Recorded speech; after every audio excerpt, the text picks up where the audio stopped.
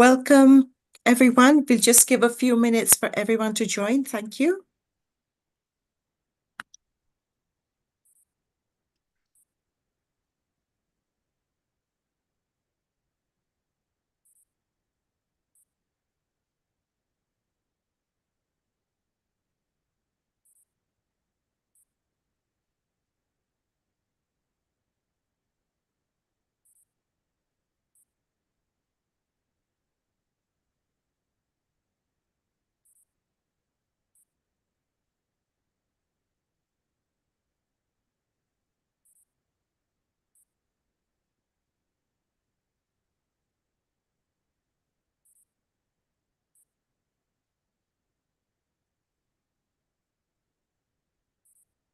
We're just waiting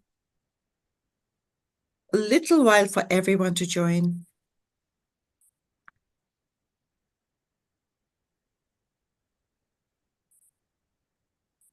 I think we'll start now. Well, good morning, good afternoon, good evening to everyone, and welcome to the first EPI-WIN webinar of 2025. Wishing you a very happy new year, and I hope you have a wonderful year ahead of you. I'm Supriya Bezbarwa. Thank you for joining this WHO EPI-WIN webinar on the topic of developing a dynamic workforce for One Health, WHO approaches and applications. We all know how important the One Health approach is, but in practice, how can it be implemented? So today's webinar will introduce the newly launched Workforce Development Operational Tool developed by WHO, FAO, and WOA, as well as to let you know about WHO's overall approach to workforce development. We also have with us colleagues who will share with us country and regional examples of implementing this tool. For those of you new to EPI-WIN, it stands for the WHO Information Network for Epidemics, for Science and Knowledge Translation in Health Emergencies. Our goal is to translate the information and science in health emergencies and make it accessible, understandable, and relevant for evidence-informed actions and decisions in health emergency preparedness and response. So today I'm excited to share with you that we have a great panel. We have to provide the welcome remarks. We're privileged to have Dr. Stella Chungong, Director, Health Security Preparedness. She will give the opening remarks, and those of you who are regular in EPI-WIN will know her well. She's been a great supporter of EPI-WIN. We will then hear from Dr. Matthew Boniol, statistician in the World Health Workforce Development at WHO, who will provide the overall health workforce development approach. Dr. Ong An Prasan Fanik, who's technical officer in the Human-Animal Interface team, will let you know about the workforce development operational tool that I just mentioned. And then we have with us, and we welcome warmly, two eminent colleagues from the West African Health Organization. Dr. Virgil Lukoso, Acting Director for the Healthcare Service Department, and the regional One Health focal point will describe how people were trained and the training of trainers with this tool. And Dr. Guy Gerard Kwame, who's a regional One Health eminent expert, will also share the experience from a country, which is Côte d'Ivoire. Before I go on with the webinar, some housekeeping. Those of you who are regulars will know this. This webinar is being live streamed to the EPI-WIN YouTube channel. The webinar is being recorded, and afterwards the recording will be available from our website, and the address will be shared with you on the chat. We love to know about you. Our participants are most important to us, so we invite you to post your name, location, organization in the chat box. We would love to hear where you're joining from, and we'd love to hear your comments. If you want to share experiences, chat with other participants, do so in the chat box. But if you have questions, please put your questions in the Q&A box, not in the chat, so we can more easily track them. Before I invite Dr. Stella Chunglong, very quickly, and those of you here know the drill now. We would like to hear from you through Slido. So give me a second. Can you see the Slido poll? Join us at slido.com, hashtag 2804480. And we want to know from you, are you currently working on One Health? Yes or no, or partially? Oh, great. Most of you are working on One Health, a vast majority at the moment.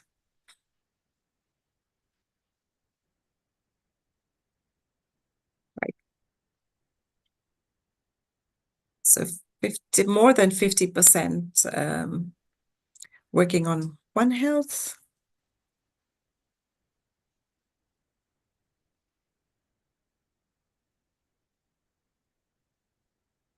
Great. So I will leave the Slido on, so please continue to share with us the answer. But I will stop sharing my slide right now, and I would like to welcome Dr. Stella Chungong to give the opening remarks. Good morning, good afternoon, and good evening to you all. It is with great pleasure that I welcome you to this important webinar on a critical topic, that of developing a dynamic workforce for One Health. The global health landscape is evolving rapidly, and as recent emergencies have shown, our ability to prevent, detect, and respond to crises relies heavily on having a well-prepared and skilled workforce. I see on the screen that 55% of people already are working on One Health. And most of you know these statistics. But zoonotic diseases cause an estimated 2.5 billion cases of human illness globally every year. Over 60% of existing human diseases and 75% of emerging ones originate from animals. These figures highlight the urgent need for integrated approaches such as the One Health approach, which recognizes the deep interconnection between humans, animals, and the environmental health. Without a skilled workforce, this vision cannot become a reality. Today, we will explore the Workforce Development Operational Tool, which is part of the Tripartite Zoonosis Guide and one of the several One Health assessment and capacity strengthening tools, which was created by the WHO's Health Security Preparedness Department, the Food and Agricultural Organization of the United Nations, and the World Organization for Animal Health. The United Nations Environment Program, UNEP, the newest partner of the quadripartite, has also been increasingly involved in the process of developing and implementing these tools. This tool is more than a guide. It is a structured framework designed to help countries strengthen their public health and emergency workforce. It focuses on three main areas. One, defining essential functions and services which are required to manage zoonotic diseases effectively. Two, identifying competency-based education and training to align workforce skills with those needs. And last but not the least, mapping existing workforce capacities to pinpoint gaps and prioritize investments. Since its launch in December 2024, which is just a month ago, the tool has already been used in 4 countries, and its first regional training of trainers was conducted in West Africa. Demand continues to grow, with at least 3 additional regional and country level implementations planned for 2025. These efforts are helping countries meet their obligations under the international health regulations and to strengthen health security. So what does this mean in practice? For governments, it provides a clear methodology to develop workforce plans that are tailored to their very specific needs, ensuring that they are not only meeting immediate demands, but also bringing and building long-term resilience. For partners and stakeholders, it offers a shared framework to coordinate efforts and maximize impact. And for health workers, it ensures access to the training and resources needed to perform their roles effectively. Workforce development is about more than technical skills.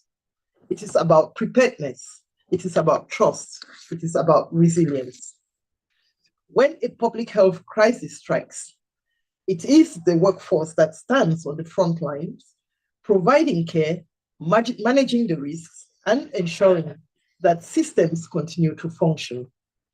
By investing in workforce planning and capacity building, we are not only protecting lives, but also strengthening the foundations of global health security. This work also reflects the collaboration of the tripartite organizations, now joined by UNEP as part of the quadripartite. Together, they are driving the innovation in how we address health threats at their source, with a focus on One Health approaches. The tripartite zoonotic guide and its operational tools are practical resources to address zoonotic diseases. And today, we are spotlighting a crucial one, workforce development. I want to take a moment to thank the team here and in our regional and country offices, but particularly Stefan de la Roque, as well as AIM and their team.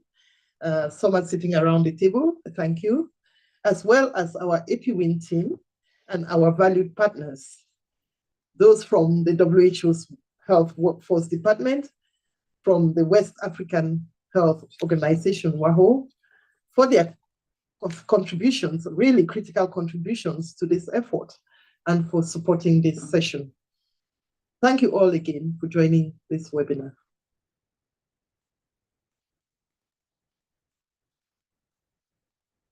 Thank you very much, Dr. Stella, for those welcome remarks. I would now like to invite Dr. Matthew Bonnier to tell us about the WHO Health Workforce Approach. Thank you, Dr. Supriya. Good morning, good afternoon, everyone.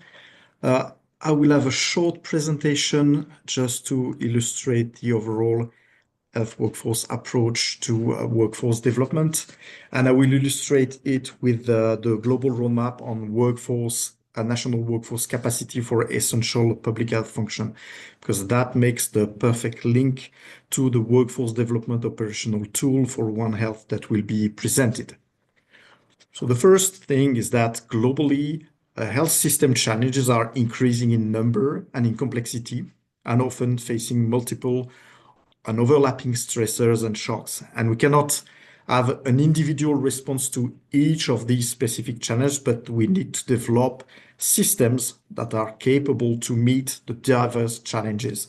And this calls for flexibility, diversity of health system capacity and operation that includes workforce, information systems, supply chain, etc., to meet the population needs. The health and care workforce is a key pillar on the health system. It is critical for providing universal health coverage. It is critical for providing health security, and there can be no health without a workforce.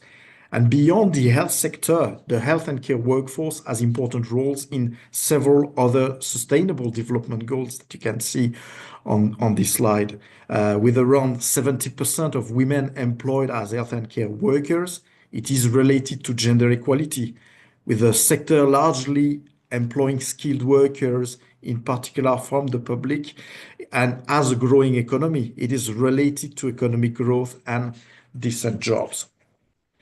So to ensure that countries are equipped with properly trained, enabled, competent, and protected health workforce, the WHO follows the following theory of change, which is data, dialogue, decision, dollar. It is aligned with evidence-based approach, and it roots decision to strong data in the first place, strong data analysis and benchmarking, and good monitoring process. And for the health workforce, this is done through the National Health Workforce Accounts. Once the evidence is gathered, and because of the multi-sectorality of health workforce, a dialogue is needed between sectors, between partners to reach a consensus. And then the decision can be taken in various shape and form, policy, strategy, plans, and then funds identified to sustain the change and the improvement. So this is really the overall theory of change that WHO follows on workforce. And to better understand the health and care workforce, it's important to also capture its complexity, and it's important to look at what we call the health labor market. This helps to conceptualize key elements that are needed. And the properly functioning workforce rely first on adequate education, with several dynamic and policies underpinning the education sector. And once you have a newly trained workers arriving on the market, then several pathways could exist with market successes or failure that characterize the workforce employment. And even when a health and care worker is employed, it is important to maintain the protection of health and care worker, ensuring equity. So it's not just a matter of educate and employ, it's the whole aspect of the labor market that needs to be captured to further develop the workforce. Now, we need to define who are the health and care workers. And sometimes colleagues are asking, okay, but could you tell me what is the MCA workforce, the surgical workforce, the non-communicable disease workforce? And actually, we always come back to the same workers, such as medical doctors, nurse, midwives, lab technician, community health workers. So it's important to understand that in each country, you will not find a specific emergency workforce or a cancer workforce or a diabetes workforce, but you will find these health occupations that are more or less involved in the activities. And to illustrate this concept to the next level, we are often asked about the public health workforce. And for this, we need to have an involvement of these health occupations that I described, but also non-health occupations such as wash technician, road safety personnel, and also other occupations involved in public health, which are epidemiologists.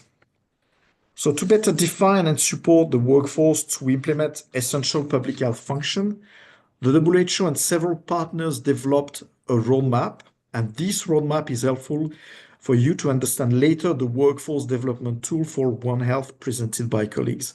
The vision of the roadmap is the following: a strengthened workforce in every country, delivering all the essential public health function, including emergency preparedness and response for UHC, health security, and improved health and well-being. And you can see that we have already involved several partners from different countries throughout the world on this global agenda.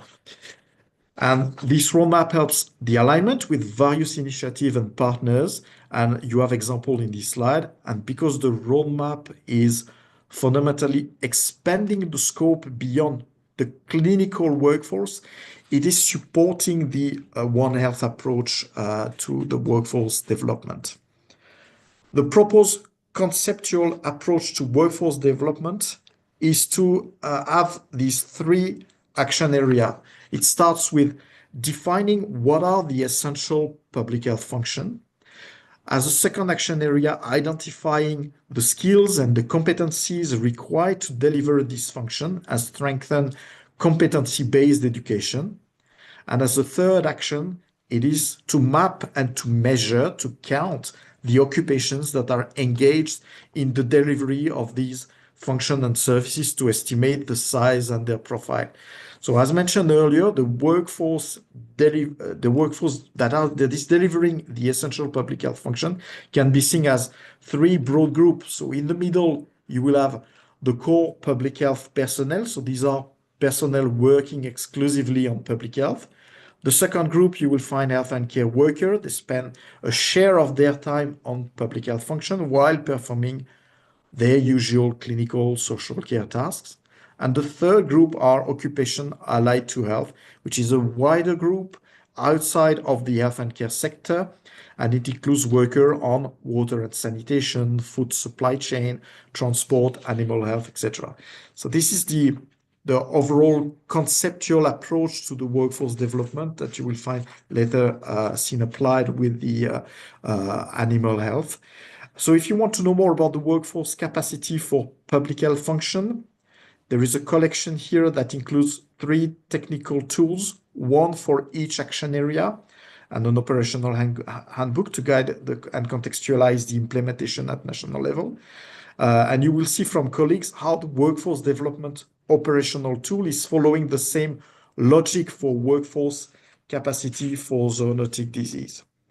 And I thank you for your attention.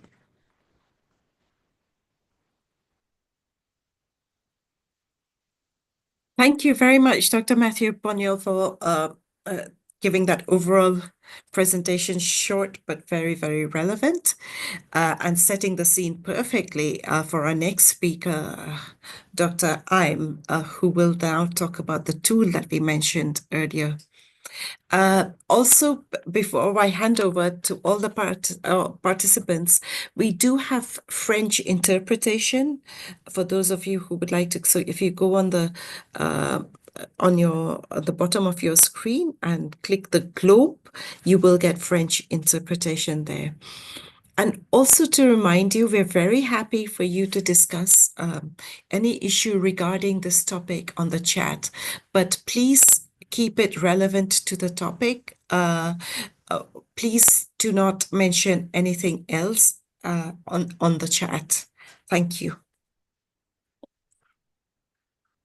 Over to you, Anne, for the workforce development tool. Thank you very much, Supriya. And thank you everyone for joining, especially Dr. Stella, Stefan, and the EPI-WIN team for making this webinar happen. For me to be able to introduce to you, to the audience, about this workforce development operational tool. The full name of the tool is the Workforce Development for Effective Management of Zoonotic Diseases, an operational tool of the Tripartite Zoonosis Guide. And that's a long name. That's why we have a short name for it, Workforce Development Operational Tool. And this tool has been developed, as Matthew and Dr. Stella has mentioned, that by the Tripartite, the WHO, where I represent, and the Food and Agriculture Organization of the United Nations, FAO, the World Organization for Animal Health, or WOA, and also UNEP, United Nations Environment Program, also contributed greatly to the materials of this particular operational tool as well. So right now is a tripartite tool with a contribution from UNEP, but hopefully in a few years' time, this will be completely quadripartite. So before we go on to talk specifically about the workforce development, I would like to mention the Tripartite Zoonosis Guide, which is one of the backbones of the work that we worked on. The Tripartite Zoonosis Guide provides the best practices to tackle zoonotic diseases in countries, best practices in different technical areas. And the tripartite together have developed and implemented and used different operational tools to support countries to implement those best practices in different technical areas. And the areas in which there are red checks in front are the operational tools that we have launched, implemented, and used in different countries already. And One Health coordination mechanism, surveillance and information sharing, joint risk assessment, and most recently, operational tools on workforce development and monitoring and evaluation. They were launched just in December last year. And we will now talk more about the workforce development. But before I go there, I would just like to mention that there is another operational tool, coordinated investigation and response, that is being produced at the moment. And we hope to launch it in this year. So now we move on to the workforce development. Why do we need this tool? We realize that most countries already have workforce development plans, efforts, initiatives, and they have been implemented in the countries, but most of them are sector specific. That's why we see the opportunities to develop an operational tool to focus on strengthening the workforce competencies to work across sectors and discipline, most specifically to manage zoonotic diseases. But the competencies that you can see in this tool, you will see that they can be applied to other One Health challenges as well. So this particular tool look at the interlinkages across different sectors, which are highlighted in the darker linkages on the right-hand side. So the conceptual approach that we see and we have adapted from Matthew's work. So this is the conceptual approach of the workforce development operational tool, which is the approach adapted from the WHO's public health and emergency workforce roadmap. You can see that similarly, we have at the core of the tool defining the functions, which are looking at the tasks, the responsibilities, the work that needs to be done to manage zoonotic diseases. And then after we know the what needs to be done to manage the zoonotic diseases, we go on further to identify the pink box, the occupations, or the who exactly needs to deliver those functions to manage zoonotic diseases. And after that, we look at the blue box, the education and training of the workforce, or those people who are delivering the functions, to see whether they have competencies or if they are competent and if the trainings and education needs to be strengthened. So those are the three core areas of what this operational tool focuses on. But we also provide resources and tools for countries to be able to look at the qualification and quantification of the workforce as well. But because there are resources developed by different organizations, including the quadripartite already available, countries can be directed to use those resources more specifically if they need to. So another visualization of what I just mentioned. So for workforce development, we cannot address everything that are on the horizon for workforce development. So this particular tool focuses on the functions. We look at the institutional functions, not at the individual level, and the people who deliver the functions and their competencies. However, this tool also provides resources to address other areas on the pie chart as well, but those resources have already been developed, as I mentioned. So those enabling areas of enabling factors for workforce development includes, for example, standard operating procedures, funding, political will, labor market analysis, as Matthew has mentioned. So you can go and look more deeply and use those tools specifically if you would like. So who exactly did we create this tool for? Because the tripartite, the quadripartite, we work with member states and member countries. So we look at the government workforce specifically. However, we received comments and feedback that in a lot of countries, there are private sector, academia, and also the NGOs who contribute significantly to the workforce as well, especially to manage zoonotic diseases. So if that applies in your countries, please do include them in the use of the tool so that the analysis and the recommendations are as comprehensive as possible. So when we talk about zoonotic diseases, when we talk about One Health, so the traditional sectors that are involved are the Ministry of Health, Ministry of Agriculture, and Ministry of Environment. But we do encourage to include other disciplines as well. For example, the social scientists, policy, communications, or non-health sectors that Matthew had mentioned earlier. As I mentioned, this is for the benefits of the country so that you have the analysis and the recommendations that are as comprehensive as possible. So next, a little bit about the tool development timeline. So we started back about 2.5 years ago in May 2022.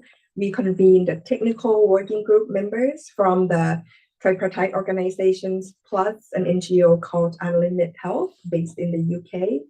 And since then, we started the monthly meeting to come up with the approach for consultation. And then we had 3 pilots in Ethiopia, Albania, and Kazakhstan.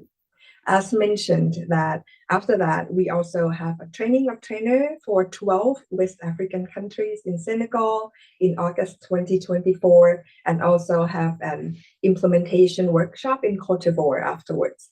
And we have 2 speakers afterwards about these 2 specific workshops. So please stay tuned.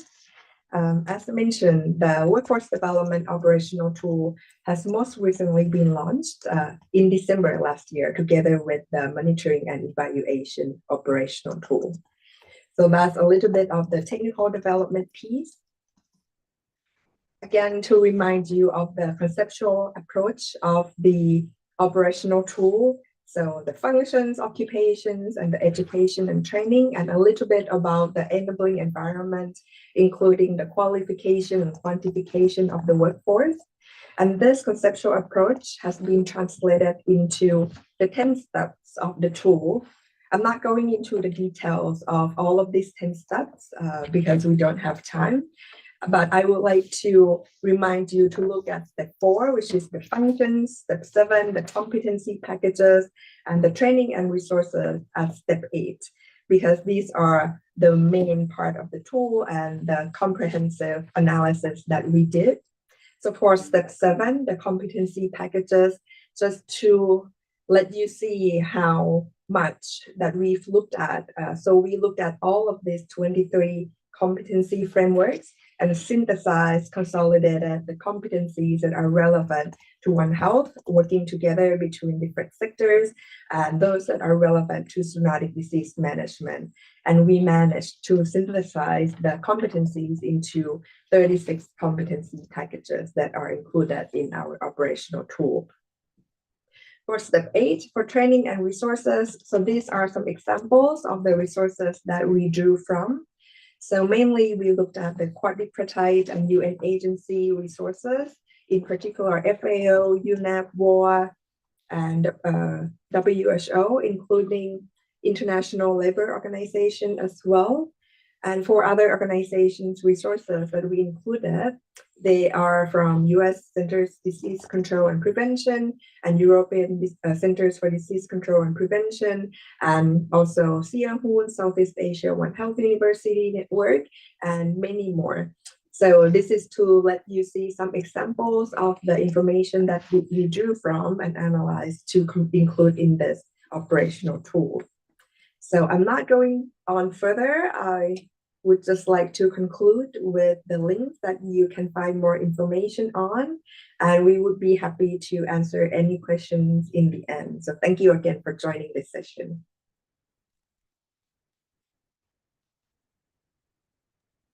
Thank you very much, Dr. Aim, for this wonderful overview and, truly a well-coordinated effort here that's going to be very useful.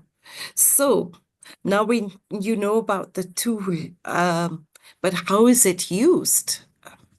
How can you practically use it? For that, I'd like to invite Dr. Virgil to talk to us about the Training of Trainers workshop in West Africa to operationalize this tool and the findings from there. Dr. Virgil, the floor is yours. Thank you so much, Dr. Supriya, and dear colleagues, ladies and gentlemen. It's a singular honor for me to take the floor this afternoon and share with you the West African Health Organization experience in deploying the Workforce Development Operational Tool in West Africa from a regional perspective, actually. So this afternoon, I will be structuring my talk around 5 important pillars. I will first of all present in the background the One Health foundations on which this tool has been deployed, recall the objectives, and I will explain briefly the workshop proceedings and present the outcome we have gained, and also share some recommendations for potential users of this tool. So basically, in West Africa, we have started implementing the One Health agenda since around 2006, but we can look at the One Health implementation in this region of the world in basically three phases. We have the inception phase, where a country has started initiating slowly multi-sectoral coordination mechanism, but we really started One Health implementation after the Ebola outbreak. In 2014 and 2015 Ebola outbreak, from the Dakar consultation meeting jointly organized by WHO, WAHO, and many partners in the regions. So in 2022, after organizing several workshops and initiative in West Africa, we have established a One Health strategy and a governance manual. And this governance of One Health in the region is based on a key institutions and agencies that should play a critical role for fostering collaboration among sector through a regional One Health secretariat, supported heavily by the One Health quadripartite at a regional level through a One Health advisory board in place. And I have to draw attention to the fact that we have implementation both at political level, operational level, but technical level through establishment of several technical working group. And the third, one of the important several working group, the third from the left, is about workforce development. And the first time at WAHO, when we saw that powerful tool developed by WHO, we were excited because it appeared as a true opportunity to operationalize that technical working group at a regional level. So the tool really proposed here aims to enhance workforce competencies in zoonotic disease management. It really promotes integrated approach to health through collaboration and coordination among the sectors. But why do we use workforce development operational tool at regional level? First of all, it was really a foundation for us to develop a future workforce development strategy among ECOWAS member states. We also use this tool because it will help to improve collaboration and coordination among sectors, and also to make sure that local and available evidence are incorporated in the deployment of the tool.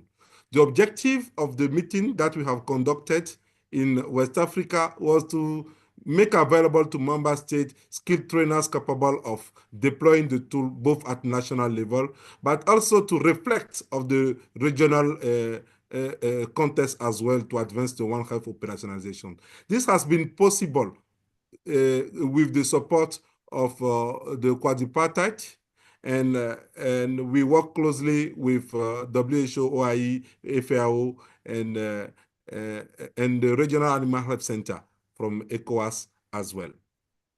So the workshop took place in August last year, 1 week after the declaration of the mpox as a public health emergency of international concern.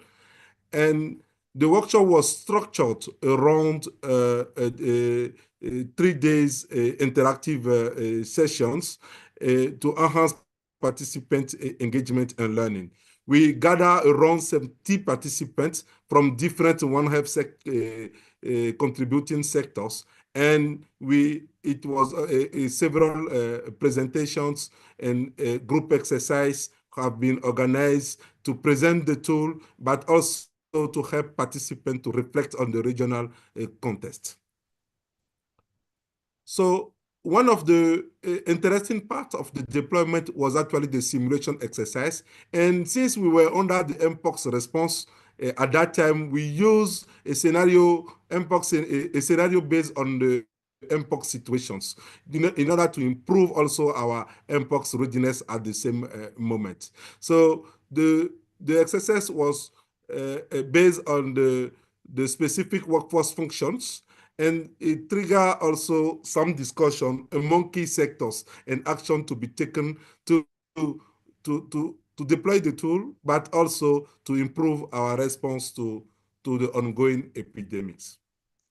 So the tools permit us to enhance our multi-sectoral collaboration, the original One Health platform, to let partners have an agreement on how to improve workforce development in our regions, and also to build synergy with the quadripartite and other actors in improving the collaboration between human, animal, and environmental sectors. So what were the challenges? Because as a new tool, we were facing a number of challenges that are needed to be shared here. The first one was the capacity building. It was a new tool, so it is required that we organize a facilitators meeting to make sure that we have a critical mass of actors that can discuss and understand the sense of the deployment of this tool. It's also required to have a virtual session prior to the workshop to make sure that all attendees were on the same ground. The other challenges we were facing as well was the lack of funding and technical resource gaps. But we believe that by proper planning, this can be easily overcome. And of course, since we are navigating in a complex system as AIM just presented, and the intersectoral collaboration having these own challenges, we believe that this foundation may appear as also a challenge. But definitely collaborations and coordinations among sectors and actors is the context for overcoming those challenges. So recommendation we came up with from this experience was to integrate the workforce development operational tool in our health workers policies, to have it as a periodic exercise to be conducted to improve our workforce development strategies comprehensively. Another important point also is to use that tool to influence the resource allocation strategy. We saw many countries allocating resources for workforce development, but with a fragmented evidence. And this tool is a powerful opportunity for putting together the whole picture at national and regional level to better use available resources. Another opportunity is to encourage learning through this platform and permit that we train more experts in using the tool. And at the end, I will say that fostering collaboration efforts was actually key for guaranteeing success in this experience as well. So as next step from this experience in August, we intend to continue to support more countries in deploying national workforce development tool. We will have a Cote d'Ivoire experience just following these presentations, but we expect more countries both in West Africa and other regions of Africa to have the same experience for us to compare what we are observing for member states and come up with innovative approach in advancing workforce development. Another important point is that this tool will help us to agree on metrics to assess progress and impact, as rightly said by Dr. Shugong in the opening remark. Key points as well as I must highlight in this presentation is the advocacy efforts. We should continue to strengthen effort to secure policy and funding to implement One Health, but more importantly, to support the implementation of the quadripartite tools, the unique way we have actually to bring our workforce, our national One Health coordination mechanism into maturity. And as we all do in public health, we need to keep learning for what we are doing. It's a unique way to what we have to improve public health actions. So let me end by saying that the time for One Health actions is now. This tool is really a step forward for us, both human, animal, and environmental health sector. And we need to take this opportunity to empower a resilient workforce for a healthier and safer future. And I want to especially thank colleagues from WHO for the leadership and the facilitation in this exercise. We need to work more together by building synergies in the implementation of the One Health Joint Action Plans is possible, and this workforce development tool is really a practical example. It's a testament for this success, and together we can build a robust One Health workforce for a heavier and interconnected work. I thank you so much. I really appreciate the opportunity. Over to you, Dr. Supriya. Thank you very much, Dr. Virgil. Thank you for the detailed explanation of the TOT and the challenges faced, and it's also that you need to work on, and also talking about how it brought together different partners for the coordination. Now we will, as you mentioned, I'd like to request Dr. Guy to share the experience at the country level, Côte d'Ivoire. We've heard about the training of trainers, and I can see there's some questions as well on the chat and how that's moved forward. So over to you, Dr. Guy, the floor is yours.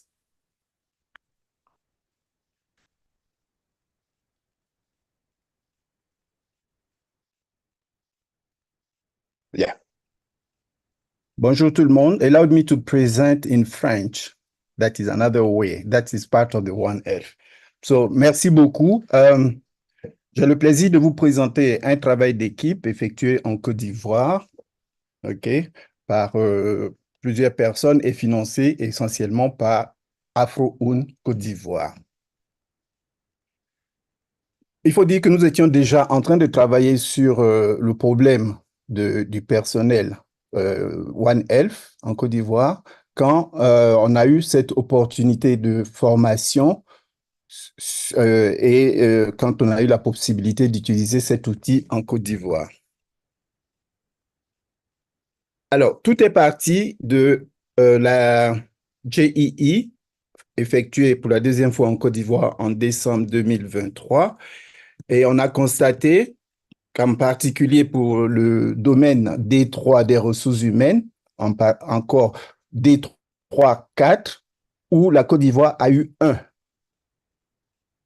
5 ans plus tôt et 1 en 2023. Voilà pourquoi Afro-UN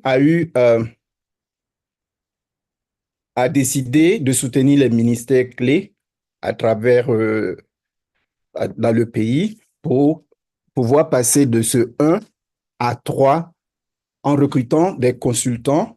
Ces consultants ont travaillé sur différents thèmes et vous verrez que tous les thèmes sur lesquels nous travaillions tournaient autour du problème de ressources humaines, que ce soit le renforcement de capacités, que ce soit la stratégie, que ce soit les politiques. Nous avons eu 5 consultants qui ont fait ce travail. Alors, si nous passons à l'organisation même de la réunion, les participants, nous avions 39 participants et nous avons travaillé pendant 3 jours et demi. Voilà la répartition par sexe, 30 hommes, 9 femmes. Si vous regardez ici, ce sont les professions, vous verrez qu'il y a une grande représentativité, que ce soit des médecins, des vétérinaires, ressources humaines, des spécialistes en plantes, etc. Tout le monde était représenté. Et nous avons aussi regardé par secteur. Le secteur animal était là, le secteur humain était là, l'environnement, les plantes, etc., des chercheurs également. Voici les facilitateurs qui ont participé en août à la formation du Sénégal et qui sont venus mettre en place cette formation en Côte d'Ivoire. L'objectif est de contribuer au renforcement de la capacité du personnel accueil futur impliqué dans la gestion des maladies zoonotiques en Côte d'Ivoire. Nous avions également des objectifs spécifiques. Au nombre de 6 ou 7, nous allons en passer. Alors, pour préparer le travail, pour préparer l'atelier même, nous avons plusieurs étapes. D'abord, la cartographie personnelle dans l'approche Une seule santé. C'était un très, très bon travail effectué par M. Badjer en Côte d'Ivoire parce que c'était l'approche One Health. En général, vous aurez des documents parlant du secteur de la santé humaine, du secteur de la santé animale, etc. Mais là, le document de M. Badger, c'était l'approche One Health. Deuxièmement, c'est le recrutement des consultants qui ont mené les travaux. Allô? Vous m'entendez? Yes, we can Allô? hear you, Dr. OK, Yes, we can hear you. d'accord. OK. Donc, le recrutement des consultants, suivi d'un atelier de 2 jours pour que nous soyons d'accord sur les problèmes. Et nous avons rencontré à mi-terme tous les consultants également pour discuter. Et c'est après ça que, vous voyez, nous avons participé à la formation de Sally. Et puis, nous avons fait également d'autres formations. Donc, pour la méthodologie, nous avons utilisé l'outil opérationnel Workforce Development dont on parle ici, en particulier les étapes 1 à 9, parce que l'étape 10, suivi évaluation, nous avons projeté de faire ça plus tard. Nous ne l'avons pas encore fait. Le déroulement, je parle ici, le premier, c'était avant le module 1, donc disons module 0, c'était l'approche One Health, l'approche Une Seule Santé, parce qu'il fallait expliquer à tout le monde tout ce qui était là. Certains n'étaient pas familiers au One Health, il fallait leur expliquer de quoi nous voulons parler. Donc le module 1, l'étape 1 et 2, c'est la présentation des ressources humaines One Health dans le RSI. On a constaté qu'il y a une insuffisance de personnel dans la santé. Le module 3, le module 1 toujours, étape 3, qui analyse la situation. C'est ici nous avons utilisé la cartographie de M. Badger. On constate qu'il y a une insuffisance de ressources humaines aggravée par une inégalité de répartition des professionnels de santé sur l'ensemble du territoire. Et on a vu que la plupart de ces professionnels, quand ils existent, sont dans les zones urbaines. Le module 2, étape 4, c'est la sélection et la révision des missions prioritaires. Eh bien, nous avons choisi dans la liste, nous avons choisi 10. Et ces 10,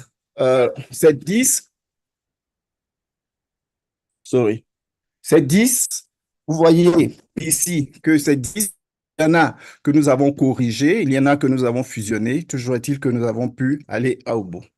Alors, l'étape 5, toujours en allant dans l'outil, c'est faire correspondre et classer les fonctions aux missions prioritaires.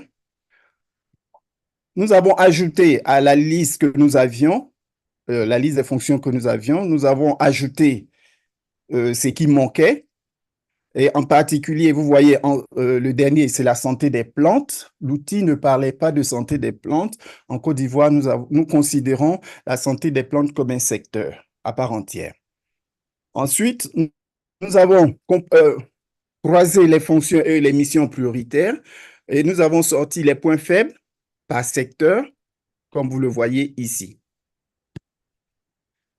L'étape 6, c'est l'identification des besoins et des défis en matière de personnel, ainsi que les environnements. Et c'est ce tableau qui va nous donner, toujours par secteur, tous les différents points. Encore, nous avons évalué les compétences requises par les missions prioritaires en étape 7. Tout ça, c'est nous suivons la procédure de l'outil. Ce qui nous donne que nous avons ici les 20 paquets, sur 23 ou 25, nous avons 20 paquets qui ont été considérés et 20 paquets où les experts ont décidé de chercher des besoins de formation. Ici, c'est la représentation par secteur, secteur humain, secteur animal, et chaque secteur avait bien sûr ses besoins propres. Alors, l'étape 8 va nous permettre d'identifier les ressources pour renforcer les paquets. Nous avons trouvé au total, en fusionnant tous les secteurs, 149 références. C'est 149 références. Nous avons tenu compte ici de certains critères comme la langue, parce que beaucoup de documents sont en anglais, il y en a en arabe. Nous avons choisi ce que nous pouvons et nous avons 149. Mais Afro-UN Côte d'Ivoire ne s'est pas arrêté là. Là-haut, vous voyez que sur les 149, Afro-UN a décidé d'organiser un deuxième atelier qui permettait de valider ces ressources que nous avons trouvées. Ainsi, nous sommes partis plus en profondeur et nous avons pu ramener les 149 à 56 documents, 56 références plus claires. Ça, c'était un deuxième atelier. Les facteurs retenus, c'est la duplicité, hein, l'approche une seule santé, mais on n'a pas toujours trouvé des documents approche une seule santé, mais on les a sélectionnés, la langue et bien sûr la formation locale. Nous avons souvent des formations locales que nous négligeons. Ces formations sont représentées ici en bleu et ceci avec les compétences. Nous comparons ça aux compétences. L'étape 9 nous a permis de faire des recommandations comme la sensibilisation des autorités, la prise en charge des activités multisectorielles, l'élaboration d'un plan multisectoriel, etc. Et pour les prochaines étapes, c'est la mise en place d'une base de données comprenant les profils et les compétences, le renforcement de capacités multisectorielles, la communication intersectorielle, le plaidoyer aussi auprès des autorités et le financement qui est toujours le problème. Alors, qu'est-ce que les experts ont pensé de cet outil? Je vais y aller rapidement.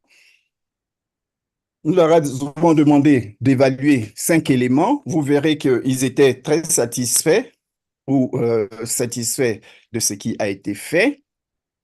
Les points positifs qu'ils ont vus, la méthode de travail, la méthode de travail et l'organisation, la qualité des interventions des facilitateurs, les exercices, voilà. Ensuite, l'impact de cet atelier, ils estiment que c'était un impact modéré à un impact très important. Est-ce que l'atelier a répondu à leurs attentes? Je pense que nous pouvons dire 71% ont dit bien, 14% ont dit excellent, donc ils étaient satisfaits.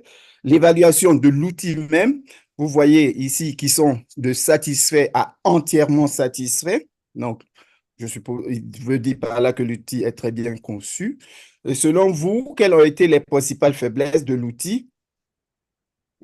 Si je me mélange, ben, c'est l'absence du volet santé des plantes, parce que la santé des plantes, je dis encore une fois, n'y était pas. La langue, beaucoup de documents sont en anglais, par exemple.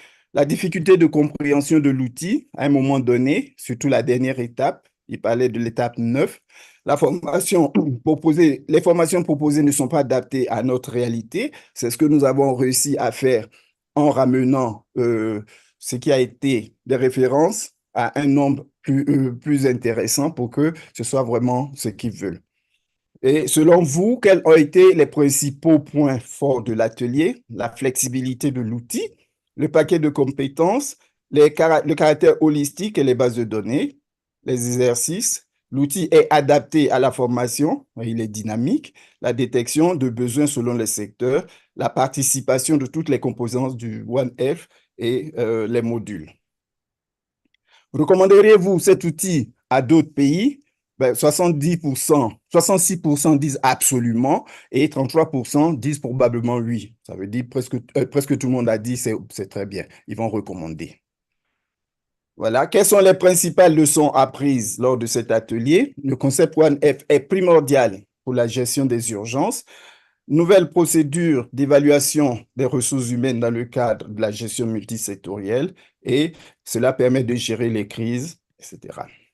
Commentaires supplémentaires, ben, ils disent d'accorder plus de temps lors du déroulement de l'outil afin de permettre aux participants de comprendre l'outil et faire une large sensibilisation des décideurs. Les documents sont en anglais, donc en commission, nous sommes obligés d'expliquer. Désolé. En commission, nous sommes obligés d'expliquer à ceux qui ne comprennent pas anglais. Cela dit, je vous remercie de m'avoir écouté et nous sommes prêts à répondre à des questions. Merci. Thank you very much, Dr. Guy, for detailing the efforts in Côte d'Ivoire. Now we come to the important part, the questions. And I can see there are quite a few questions on the Q&A box. So we'll start with the early questions first. So I will start with asking the panelists, is there any cases of comprehensive taxonomy on the country level for the public health workforce and/or One Health workforce? This question is from Carolina Ira Petian. I hope I've pronounced your name right. And I throw it open to all the panelists. Is there any one of you who would like to answer that? Maybe Dr. Matthew, maybe? Or anyone else? Or Carmen? I can give it a try if you want. So there is what we try to do when we are talking about workforce is to look at the occupations that are doing the different tasks and activities, and we usually rely on the international standard classification of occupation to define which are the occupations involved in providing the services.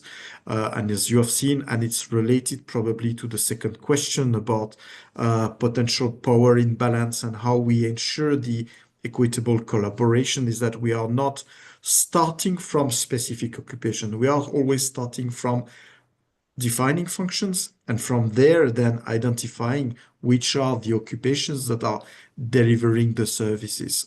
So to the way you define the occupations and the workforce is really at the international level, this international standard classification, and at national level, you have equivalent type of taxonomy that exists to define the occupation with the specific country's definition, etc. Usually, you will find that nicely from the National Statistical Office, but also with partners that can help defining properly which are the workers involved in these activities.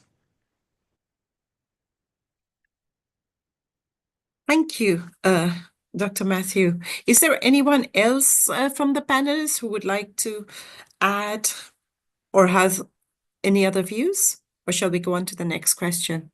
Yes, Supriya, if I may add. Yes, please. Just to mention that in addition to Matthew's work on public health workforce, within the workforce development operational tool, we proposed a list of occupations who would be involved in the zoonotic disease management. We don't call them One Health workforce because we are thinking of the workforce specifically for zoonotic disease management. So we propose a list for occupations in public health, in animal health, in wildlife, and in environment, as well as the other occupations, which in Matthew's term could be non-health occupations. So, but just to keep in mind, this is a very broad framework that we propose to countries, and it's up to countries to adjust, adapt, or propose others in the list. Thank you. Thank you so much, Dr. Aim and Dr. Matthew. We have now a question specifically for Dr. Virgil, and it is from Dana Abeldinova. I hope I've got the name right. The question is, how are you planning to roll out the operational tool at national level?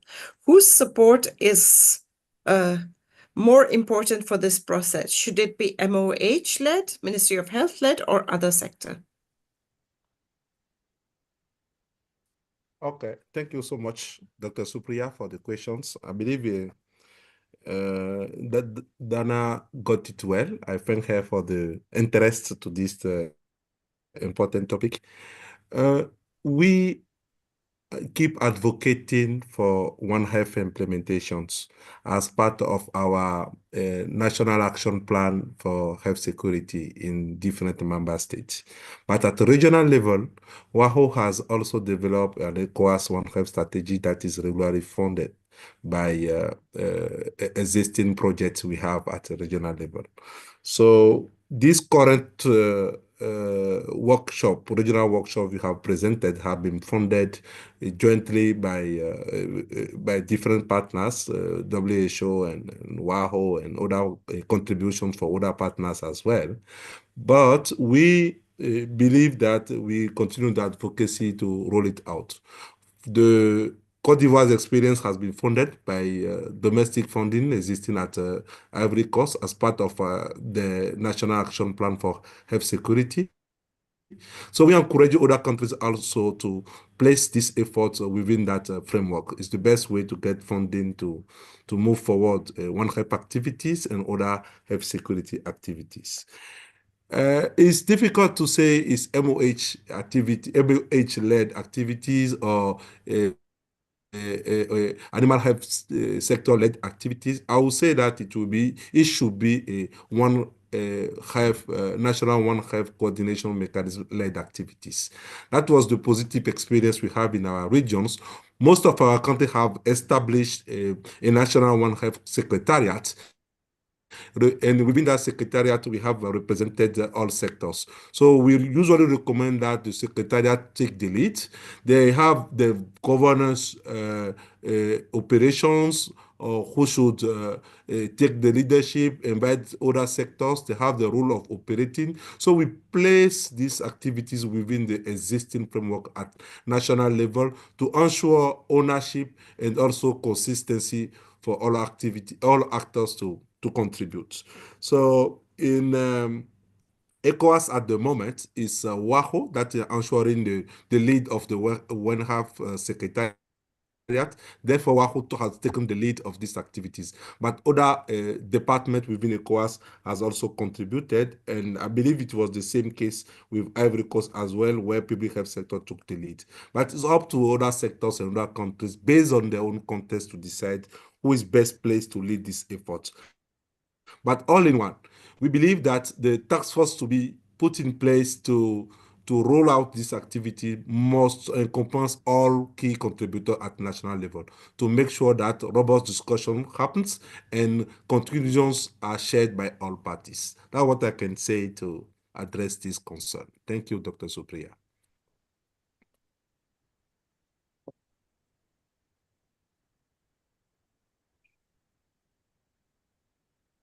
Hello, Dr. Supriya, can you hear me? Yeah, apologies, I was on mute. Thank you very much for that comprehensive answer. There are quite a few questions for you, actually, Dr. Virgil, but I will now move on because of time issues to another question, which is about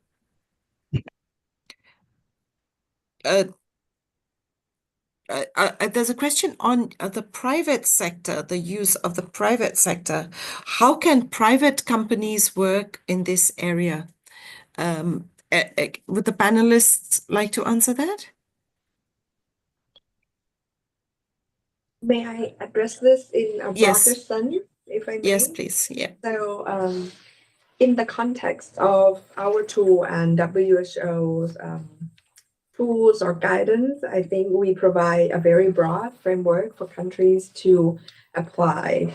For example, the Workforce Development Operational Tool provides suggestions or proposals what countries might want to look at in terms of their workforce, and the trainings and resources that we include in the tool are at the regional and international level, so global level or regional level. However, at the country level, the best person who can work on and also to address such as the resources or the analysis is yourself, because we don't have the capacity to address the context at the country level. So I would encourage, and I think this is applicable to different topics, not only the private sector involvement, but also the advocacy for resources using the results or the analysis from the tool or the guidance, also the community volunteers, community engagement. I think all of this applies in the sense that the guidance, the tools that the tripartite or WHO provides or suggests are at the global level, that you can look at more deeply at the recommendations, at the proposals, at the suggestions, and then look at the context in your own country to see how this could apply and how you get the communities to be involved, to get the private sectors to be involved. And the use of the tools like guidance provides the documents or evidence for you to be able to advocate for resources, either within your countries or at a regional level. So I'll stop there. And I think I addressed the questions, about 3 or 4 questions there. Yep. Thank you. Indeed, there were a few questions on some other questions as well, and that's great that you could address all of them. Another question that we had was on the different tools. There's a question from Damilola Kolade from Nigeria CDC, Dr. Damilola Kolade, who's asking, can facilitators help clarify what are the key differences in terms of approach of implementation for the COHFE tool and the WFD tool, seeing both tools are focused on One Health workforce development? Can have a try on that. And I know that the members from COFFEE or Competencies for One Health Field Epidemiology Framework are also on the call. So if you have anything to add, please feel free either to type, or I'm not sure whether you're able to speak up. So I'll try first, and then if you would like to add, please feel free. So our tool is a very, we look at a broad workforce for everyone who are involved in zoonotic disease management. So different sectors who would work across sectors to tackle disease management. And we did the analysis. We also included the framework, the COFFEE framework, the Competencies for One Health Field Epidemiology in our analysis as well. So I would say in a very short term, so we are a broader tool, and the COFFEE framework focuses specifically on the field epidemiology, which we also, we focus on different things. So for COFFEE, it's field epidemiology. For us, it's the workforce to tackle zoonotic disease management. However, there are some overlap areas, of course, and countries can choose to use the two tools a little differently. One way to do it, and that the COFFEE team and our team have discussed, is that to use the workforce development operational tool, which is broader, to look at whether there is a need to look at the field epidemiology framework more closely.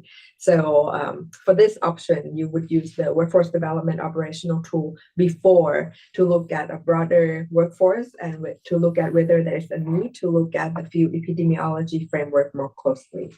Yeah, and then you use the COFFEE framework to develop the field EP curriculum afterwards. I'll stop here, and if the team has anything to add, please feel free. Thank you. Thank you for that. Does anyone else want to add anything? So it's, you know,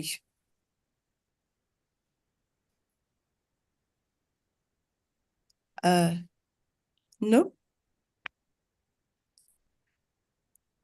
I believe she covered it very well. Thank you. We're now short of time, but maybe we could have one more question. I'm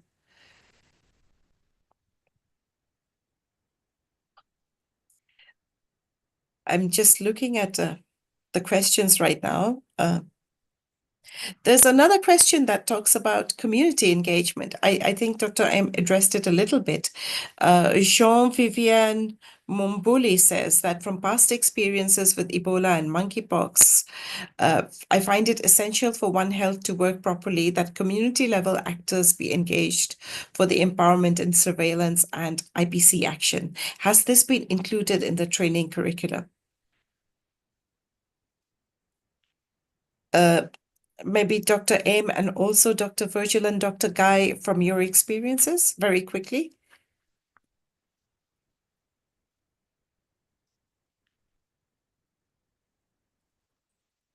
I would open it to Dr. Guy, and if for the experience in country, and I would add, yeah. Yeah. Sorry, I had a Hello? break. because of my internet. Can you repeat the question, please? My internet is not good. No problem. The question is that the role of communities for One Health, and is this Yes. being included in the tool and the training? Yes. Can I start, please? Yes. Maybe just before Guy. First of all, I want to appreciate the question for Dr. Jean-Vivien Mumbuli. We have worked together during Ebola response in Guinea a couple of years ago, and I share totally the point he has made about the One Health approach at community level. First of all, we need to recognize that this tool, as it is now, focus more on the health sector and other contributing sector as well, but not totally on the One Health on the community level. Number one. Number two is that at community level in West Africa, at least, we are reviewing the curriculum, the training curriculum about the training package for the community health workers, including a One Health aspect to improve surveillance, early detection, IPC, and other critical component that must be, I can say, monitor at the community level. In that regard, a joint task force in place in West Africa, made of WHO, UNICEF, WAHO, has been put in place. And I believe in April this year, a regional meeting will be set up to validate the existing draft of implementing One Health concept at a regional level for easing early detection, prevention, early detection, and response at community level. This work has been done under the directive set up by the technical by the Continental Task Force set up by Africa CDC to orient effort at the community level as well. So I believe it's under that framework that the question of Dr. Mombuli can be consistently addressed. At the country level, at the moment, we can say that we are observing different level of implementation. Some are having a more a vertical and sectoral approach, but we believe that we believe and we agree that there is a need for a more, I can say, cross-cutting approach to mutualize resources and also to maximize impact at community level. I thank you. Thank you very Alors, much. Dr. Guy, you want to add there? Yes. Donc, comme vous l'avez vu, cet outil, c'est d'abord pour le personnel du One Health. Donc, il sera plus orienté vers ce personnel du One Health et certainement par la suite, on pourra descendre au niveau communautaire. Cela dit, en Côte d'Ivoire, en plus bien sûr de ce que nous avons fait, il y a la plateforme Une Seule Santé qui fait du très bon travail au niveau communautaire. D'accord? Vous avez vu que parmi nos participants, nous avions par exemple le ministère de l'Intérieur. Ils ne sont pas là par hasard parce que c'est eux qui gèrent au premier chef les communautés. Donc oui, cela a été fait au niveau central. Ça sera dans un premier temps pour le personnel de la santé, approche One Health, mais par la suite, on pourra faire des programmes au niveau communautaire. Merci.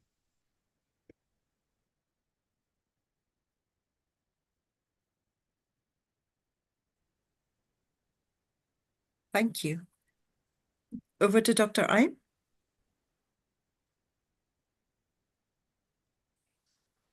Yes, so I think it's the same answer. I don't have much to add, but just to mention that please include the communities or any sectors that you think would contribute significantly to the workforce in order to address One Health or zoonotic disease management.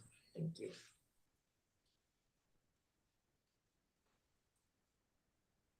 There are many other interesting questions, but in the interest of time, we've now actually run over time. we would have to stop here, but I'd like to thank everyone. First of all, I'd like to thank all the participants for your interest and your questions. We hope this tool will be of interest to you. And if you use this tool, we would love to know how you're using it and how you find it useful. I'd then like to thank each and every one of the speakers, Dr. Stella Chunglong, Dr. Virgil, Dr. Guy, Dr. Aim. We also have, as you can see from the room in WHO where Dr. Aim's speaking, we have Dr. Stefan, who's kept in the background, but who leads much of this work. And we also have other colleagues there, Dr. Carmen, Dr. Graham, and others. So thank you very much for all the work, for working in the background. I'd like to thank my colleagues, Dr. Sophia Song, who's been interacting with you on chat. Then we Michael and Burke, who works in the background with the logistics, the IT team, and last but not least, Project Echo, Kanika and Constance in particular. So as you can see, there's a lot of people working very hard to make this webinar happen. Finally, I would like to just add that we do have upcoming EPI-WIN webinars, so please do join us next time. Let me just share my screen. I've also put the PDF version of that on the chat, but these are the upcoming webinars as of now. We will probably have more, and we will let you know as we organize them. But as of now, these are the confirmed webinars till March, but we will keep you updated. You will have all the recordings and the presentations shared with you over time. And we will also let you know about a lot of you have been asking questions about certificates. I'm telling you right now that we will share the certificates for you, but only to those who indicate they want a certificate and respond to our survey within 24 hours. We are trying to sort the issue with certificates, so bear with us. It may be slightly delayed, but you will get it. Some of you who feel that you haven't got it, please check your junk mail boxes and other email boxes in case it's stuck there, because for those who have attended and responded to our survey and asked for a certificate, we have sent it for 2024. And with that, we conclude our first EPI-WIN of 2025. Thank you for attending and look forward to seeing you next time. Thank you. Thank you. Thank you very much. Thank you. Bye-bye.